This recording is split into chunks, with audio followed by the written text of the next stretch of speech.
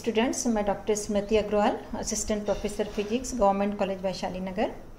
आज मैं BSc part 3 के पेपर 2 की जो यूनिट 3 है सेमीकंडक्टर डिवाइसेस, उसमें जो एक टॉपिक है जेनर डायोड, उसको ले रही हूँ। जेनर डायोड जो है आपका ये है special purpose diode used to regulate voltage. अपन पहले जेनर डायोड के की पॉइंट्स देख रहे हैं, तो उसमें जो मेन की पॉइंट्स है यह है special purpose diode. Semiconductor diode हम पढ़ चुके हैं, अब जितने भी डायोड पढ़ेंगे वो स्पेशल पर्पस, किसी ना किसी पर्पस में यूज़ होते हैं, यूज्ड एज रेगुलेट वोल्टेज। ये वोल्टेज रेगुलेशन के लिए यूज़ होता है। हम इस पूरा टॉपिक में इसी पे कंसंट्रेशन देंगे कि ये वोल्टेज का रेगुलेशन कैसे करता है। टर्मिनल वोल्टेज या आउटपुट वोल्टेज को कांस्टेंट हम रखते हैं, उसी को हम बोलते हैं वोल्टेज रेगुलेशन, चाहे हमारी करंट वेरी हो, चाहे इनपुट वोल्टेज वेरी हो। आपको ध्यान हो कि जो स्कूल में हम लोगों ने एक इक्वेशन पढ़ते थे, V naught is equal to E minus IR। V naught क्या है आपका आउटपुट वोल्टेज यदि हम माने, E क्या है हमने जो सेल लगाया है उसका वोल्टेज है, I करंट है और R क्या है internal resistance of the battery. तो ये इक्वेशन मिलता था हमें, V is equal to E minus IR, ये इक्वेशन हमें मिलता था। यदि हम देखें इसमें कि ये देखो एक हमने सेल लगाया है, इसमें से करंट I फ्लो हो रही है और यहाँ पे ये B वोल्टेज डेवलप हो रहा है, ठीक है। स्मॉल r बैटरी का इंटरनल रेजिस्टेंस है, तो क्या इक्वेशन आता था V is equal to E minus IR।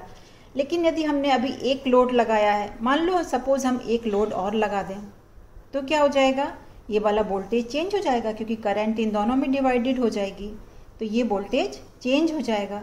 लेकिन हमें अपने केस में क्या रखना है कि ये जो आउटपुट वोल्टेज है इसको कांस्टेंट रखना है। तो ये कांस्टेंट रखने का काम कौन सा डायोड करता है, हमारा जेनर डायोड करता है।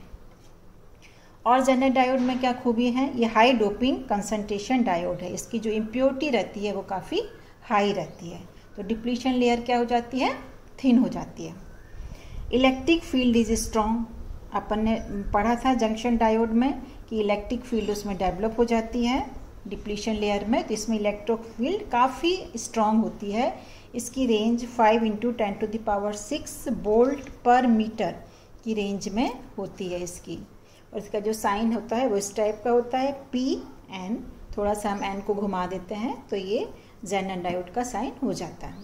अब हम इसमें देख रहे हैं आज के टॉपिक में कि हम जेनर डायोड को वोल्टेज रेगुलेटर के रूप में कैसे यूज़ करते हैं, ठीक है। तो ये हमारा सर्किट डायग्राम है कि जेनर डायोड ऐसा वोल्टेज रेगुलेटर कैसे यूज़ होता है। देखिए यहाँ पे ये क्या है, अपनी बैटरी लगी हुई है, ये क्या लगी हुई है, बैटरी या सेल। ये हाई वोल्टेज है और ये लो वोल्टेज है। एक हमने इसमें रेजिस्टेंस लगा दिया R, ये हमारा जेनर लगा हुआ है, और यहाँ पे हमने लगा दिया लोड रेजिस्टेंस, जिसके अक्रॉस हमें क्या लेना है, आउटपुट वोल्टेज। लोड रेजिस्टेंस मतलब कोई भी रेजिस्टेंस लगा दें, मान लो आपको टीवी का टर्मिनल लगाना है, मोबाइल का टर्मिनल लगाना है, तो आप यहाँ पे वो लोड लगा दें। अब देखिए आप एक ये सर्किट देखिए और एक ये वाला सर्किट देखिए, बहुत सारी बुक्स में हमको इस टाइप का सर्किट मिलता है। तो अब देखिए दोनों सर्किट सेम है, इन दोनों में कोई प्रॉब्लम नहीं है। यहाँ भी क्या लगी हुई है, बैटरी लगी हुई है, ये हाई रेजिस्टेंस है और ये लो रेजिस्टेंस वाला पॉइंट है। एक हमने रेजिस्टेंस लगा दिया, फिर जेनर डायोड लगा दिया। क्यों लगाते हैं रेजिस्टेंस यहाँ पे, कि यदि बहुत हाई करंट बह जाए तो हमारा जेनर डायोड ख़राब नहीं हो, क्योंकि जेनर डायोड में एक मैक्सिमम करंट और मिनिमम करंट के लिए ये बना होता है।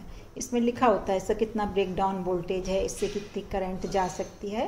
तो यदि उस लिमिट से ज़्यादा करंट फ्लो हो गई तो हमारा डायोड ख़राब नहीं हो, इसके लिए हम एक रेजिस्टेंस लगाते हैं। सेम रेजिस्टेंस हमने यहाँ पे लगाया हुआ है, और फिर इस जेनर के अक्रॉस हमने क्या लगा दिया, लोड लगा दिया। अपना लोड में टीवी, मोबाइल कुछ भी लगा सकते हैं।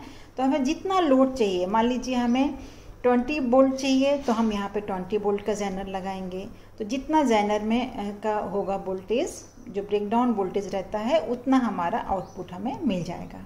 चाहे हमारा इनपुट वोल्टेज चेंज हो और चाहे लोड रेजिस्टेंस चेंज हो, लेकिन दोनों केस में हमारा जो आउटपुट वोल्टेज है वो हमेशा रहता है कांस्टेंट। इसी को बोलते हैं हम वोल्टेज रेगुलेशन। तो हमारा जेनर डायोड हर डिवाइस में यूज़ होता है जहाँ पे कि हमें कांस्टेंट वोल्टेज चाहिए रहता है। अब हम अपन कुछ इक्वेशंस बनाते हैं और ये देखते हैं कि ये वोल्टेज को कैसे रेगुलेट करता है। ये देखिए आई करंट, इसमें से आई करंट बही, तो आई क्या हुआ, आई दो ब्रांच में चली गई, यहाँ पे और यहाँ पे। तो मान लीजिए आई का पार्ट आई जेड यहाँ चला गया जेनर डायोड से, और आई एल किससे चला गया, लोड रेजिस्टेंस से। तो I is equal to I Z plus I L, ये फर्स्ट इक्वेशन। अब देखें थर्ड इक्वेशन। थर्ड इक्वेशन क्या है, V naught is equal to I L into R L. ये तो ठीक है ओम के नियम से कि इन दो सिरों पे कितना वोल्टेज है, वी नॉट, तो V is equal to I R. तो आई कितना है, I L load current into load resistance. अब ये जो दूसरा इक्वेशन है, दूसरा इक्वेशन क्या है, V naught is equal to V minus I R. हमने कॉलेज में ये फील करा है कि स्टूडेंट्स को फर्स्ट और थर्ड इक्वेशन में कोई प्रॉब्लम नहीं होती है, बट ये सेकेंड इक्वेशन में वो थोड़ा प्रॉब्लम फील करते हैं। तो हम देखते हैं कि ये कैसे निकलता है। वी नॉट क्या है, आउटपुट वोल्टेज, वी क्या है, इनपुट वोल्टेज, और माइनस आई इंटू आर। तो अब हम देखो इस वाले पूरे सर्किट में, ये सर्किट देखें, ये क्लोज्ड लूप बना लिया हमने। इस सर्किट में हम लगाते हैं किरचॉफ का वोल्टेज लॉ।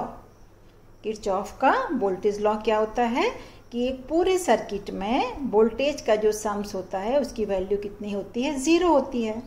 तो हम चलो एक टर्मिनल से चलते हैं, मान लीजिए हम इस पॉइंट से चलें, इस पॉइंट से मतलब नेगेटिव से पॉजिटिव, तो हमने ले लिया V, वोल्टेज कितना V। फिर रेजिस्टेंस में कितना वोल्टेज डेवलप हुआ, IR, जिसका साइन कैसे आएगा, करंट जहाँ से बहती है, तो ये टर्मिनल पॉजिटिव हो गया, ये नेगेटिव। तो हमने नेगेटिव से पॉजिटिव लिया था प्लस V, तो अब पॉजिटिव से नेगेटिव लेना पड़ेगा माइनस, तो V माइनस IR। फिर यहाँ पे आ जाएंगे, फिर ये पॉजिटिव से नेगेटिव है, तो फिर हमने लिया minus V naught equal to 0। क्या हुआ, V minus I R minus V naught equal to 0। एक बार फिर से सुन लें, हमने वोल्टेज कैसा लिया, नेगेटिव से पॉजिटिव को प्लस साइन लिया, तो प्लस V, फिर यहाँ करंट बही, तो ये निशान पॉजिटिव बन गया और ये वाला नेगेटिव बन गया, तो पॉजिटिव से नेगेटिव तो माइनस साइन आ जाएगा, माइनस आई आर। फिर ये पॉजिटिव से नेगेटिव, तो फिर माइनस साइन आ जाएगा, minus V naught equal to 0। तो वी नॉट इक्वल टू क्या हो गया, V माइनस आई आर। ठीक है, क्लियर है। तो हमने ये 3 इक्वेशंस बना लिए। अब इसके नेक्स्ट देखेंगे हम कि हमने पहली कंडीशन क्या ली। पहली कंडीशन हमने मान लो ली कि हमारा इनपुट वोल्टेज है, जो V क्या है, इनपुट वोल्टेज है, ये क्या है हमारा कांस्टेंट है इनपुट वोल्टेज। इनपुट वोल्टेज कैसा है, कांस्टेंट। और क्या चेंज हो रहा है, हमारी करंट चेंज हो रही है, RL is changing, load resistance को हम चेंज कर रहे हैं। हमारा चाहे V चेंज हो चाहे RL चेंज हो, लेकिन हमारा क्या कांस्टेंट रहना चाहिए, आउटपुट वोल्टेज हमारा कांस्टेंट रहना चाहिए। तो हमने क्या किया, पहली कंडीशन ली कि जब V कांस्टेंट है और हमारा RL चेंज हो रहा है, तो इक्वेशन 2 से हम देखें, इक्वेशन 2 क्या था हमारा, V naught equal to V minus I R. तो V नॉट को हमने क्या किया, डिफ्रेंशिएट कर दिया पूरे इक्वेशन को। तो डेल V नॉट बराबर डेल V माइनस R, तो कांस्टेंट है R डेल I। इसको हमने, अब डेल V नॉट की वैल्यू 0 होगी क्योंकि आउटपुट वोल्टेज है, ये 0 कांस्टेंट है, तो उसका डिफरेंशियल 0। डेल B भी क्या हो जाएगा, 0, क्योंकि V हमने कांस्टेंट लिया है। तो R डेल I बराबर 0, तो डेल I की वैल्यू 0 आई, मतलब चेंज इन करंट 0 है। अब देखें इक्वेशन फर्स्ट क्या था हमारा, पिछला पेज पे देखिए, I बराबर आई जेड प्लस आई एल। तो हमने इक्वेशन फर्स्ट को भी डिफ्रेंशिएट कर दिया, तो क्या हुआ कि डेल I बराबर del I Z plus del I L. अब डेल आई एल क्या हुआ कि डेल I तो 0 हम निकाल चुके हैं, तो डेल आई जेड बराबर minus del I L. Means क्या हुआ कि आई एल जितना डिक्रीज होगी आई जेड उतना ही बढ़ेगी, आई एल जितना बढ़ेगी आई जेड उतना घटेगी। That is if we change the R L यदि हमने चेंज किया तो क्या होगा, आई एल भी चेंज हो जाएगी। अब RL चेंज हो रहा है और IL भी चेंज हो जाएगी, और V नॉट बराबर क्या होता है, V नॉट बराबर होता है IL इंटू RL। तो हमारा V नॉट कॉन्स्टेंट रहेगा, जितने अमाउंट से RL घटेगा IL उतने उससे बढ़ जाएगी, तो हमारा आउटपुट वोल्टेज कांस्टेंट रहा। ठीक है। अब सेकंड कंडीशन में क्या लेंगे, पहले कंडीशन में हमने V को कांस्टेंट लिया था, तो अब सेकंड कंडीशन में V को हम क्या ले लें, V को हम ले लेते हैं चेंजिंग। क्या ले लेते हैं, V को हम चेंजिंग। तो V चेंज हो रहा है, और RL क्या है, RL हमने चेंजिंग लिया था, तो अब हम ले लें RL कांस्टेंट ले लेते हैं। तो इक्वेशन अब हम सेकंड देखें, सेकंड क्या था, V नॉट बराबर V माइनस IR। तो इसको डिफ्रेंशिएट करो तो क्या आया, डेल V बराबर R del I। Equation third को ले लें, थर्ड क्या था, V नॉट बराबर IL इंटू RL। इसको भी हम डिफ्रेंशिएट कर दें, तो डेल V नॉट बराबर RL del IL। Del V naught की वैल्यू 0 हो गई, RL डेल IL, तो डेल IL भी इसमें 0 हो गया, क्योंकि RL तो 0 हो नहीं सकता है। तो अब हम इक्वेशन फर्स्ट से क्या था कि I बराबर IL प्लस IZ, इसको हमने डिफ्रेंशिएट किया, तो डेल I बराबर क्या आ गया, डेल IZ। मतलब जो करंट में चेंज है वो किसके चेंज के बराबर है, सिर्फ जेनर करंट में चेंज के बराबर है। यहाँ पे लोड करंट में कोई भी चेंज नहीं हो रहा है, लोड करंट में हमारा कोई भी चेंज नहीं हो रहा है, सिर्फ काहे में चेंज हो रहा है, हमारा जेनर करंट में चेंज हो रहा है। मतलब क्या हुआ कि load current is constant, load current constant है। जब लोड करंट कांस्टेंट है, लोड रेजिस्टेंस भी कांस्टेंट है, तो हमारा आउटपुट वोल्टेज में भी कोई चेंज नहीं हुआ। मतलब क्या हुआ कि हमारा आउटपुट वोल्टेज इस केस में भी क्या है, कांस्टेंट है।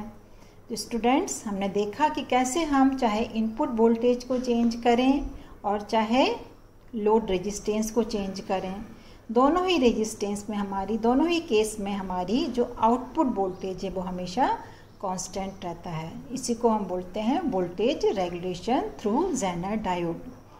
अब इसमें एग्जाम में ऐसा क्वेश्चन पूछते हैं कि डिफाइन वोल्टेज रेगुलेशन और explain voltage regulation through Zener diode, तो हम इस क्वेश्चन को आराम से सॉल्व कर सकते हैं, और इसको हमेशा जेनर डायोड को रिवर्स बायस में हमने यूज़ किया है। तो थैंक यू स्टूडेंट्स।